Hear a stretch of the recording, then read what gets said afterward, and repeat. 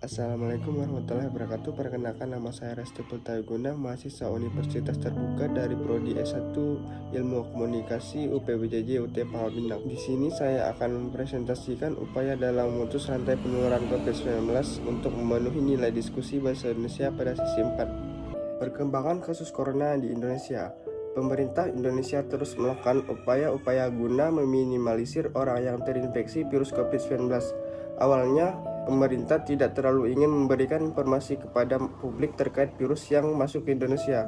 Hal tersebut dilakukan untuk menghindari kepanikan masyarakat dan juga menghindari isu-isu yang tak jelas. Terkait perkembangan virus corona tersebut, akhirnya pemerintah Indonesia membuat kebijakan sebagai langkah pertama, yaitu berupa anjuran social distancing. Ini dimaknai bahwa pemerintah menyadari sepenuhnya penularan dari COVID-19 ini bersifat droplet percikan lendir kecil-kecil dari dinding saluran pernapasan seorang yang sakit yang keluar pada saat batuk dan bersin. Oleh karena itu, pemerintah menganjurkan kepada siapapun yang batuk dan menderita penyakit influenza untuk menggunakan masker, tujuannya untuk membatasi percikan droplet dari yang bersangkutan.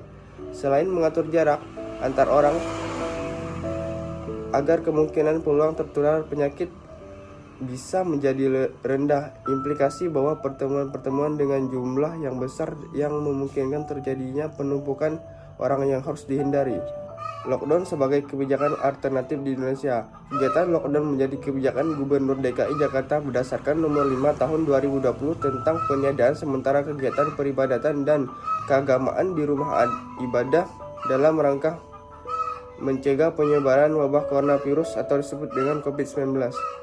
Karantina adalah pembatasan kegiatan atau pemisahan seorang yang terpapar penyakit menular sebagaimana ditetapkan dalam peraturan perundang-undang.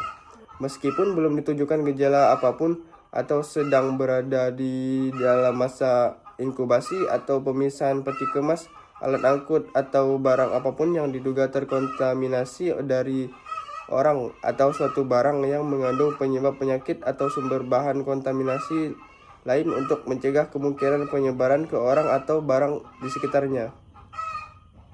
Dalam kegiatan karantina ini tentu saja pemerintah pusat dan pemerintah daerah bertanggung jawab untuk melindungi kesehatan masyarakat dari penyakit atau faktor risiko kesehatan masyarakat yang berpotensi menimbulkan kedaruratan kesehatan masyarakat. Melakukan informasi dan edukasi terus-menerus disampaikan kepada masyarakat serta pengawasan juga harus dilakukan agar masyarakat mau menerapkan perilaku sehat. Institusi pendidikan terutama bidang kesehatan dan institusi kesehatan memiliki peran dan tanggung jawab dalam mengedukasi masyarakat informasi mengenai COVID-19.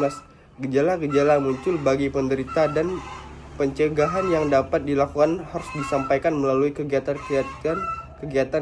promosi kesehatan, baik melalui kegiatan pengabdian maupun kegiatan lainnya. Tahap pelaksanaan adalah melakukan penggalian informasi sejauh mana pengetahuan masyarakat mengenai COVID-19 sekaligus memberikan edukasi kepada masyarakat terkait COVID-19.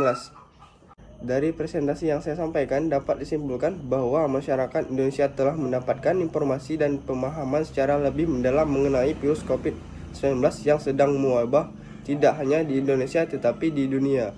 Masyarakat Indonesia wajib tahu memahami bagaimana cara mencegah penularan virus COVID-19 dengan melaksanakan pola hidup bersih dan sehat, melakukan social distancing dan physical distancing untuk memutus mata rantai penyebaran virus ini.